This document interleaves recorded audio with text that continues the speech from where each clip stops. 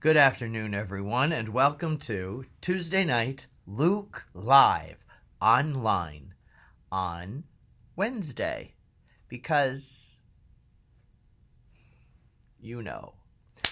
because I'm getting older and Tuesday comes too soon.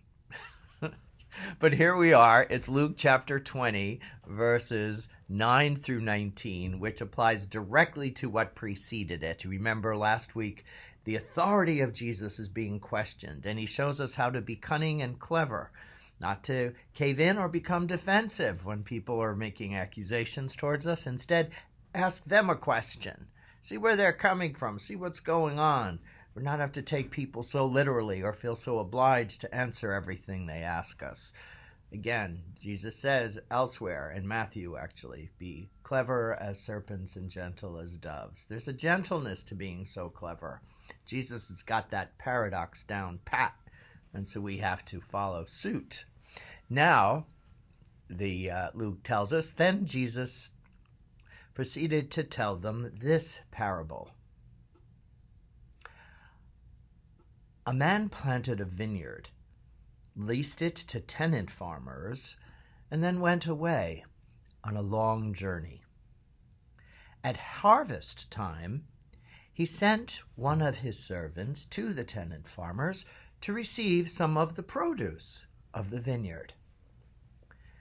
They beat that servant and sent him away empty-handed.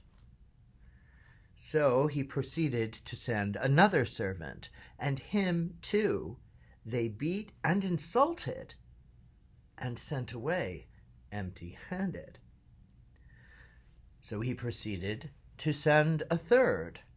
Him too they wounded and threw out. The owner of the vineyard said, "What shall I do? I shall send my beloved son.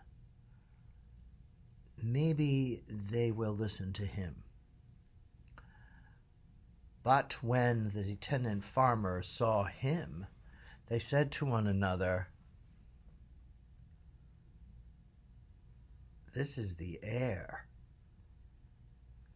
Let us kill him, so that the inheritance may become ours." So they threw him out of the vineyard and killed him. What will the owner of the vineyard do to them? He will come, and he will have those tenant farmers put to death and hand over the vineyard to others. Well, when the people heard this, they exclaimed, "Let it not be so." But he looked at them and asked, "What then does this scripture passage mean? The stone that the builders rejected has become the cornerstone.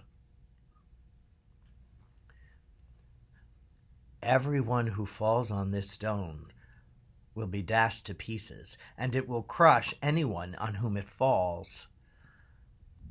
When the scribes and the chief priests heard this, they sought to lay their hands on him right then and there. But they feared the people because they knew that Jesus had directed this parable to them. Wow, very chilling parable, and filled with many lines that make us question, and as well as they challenge us.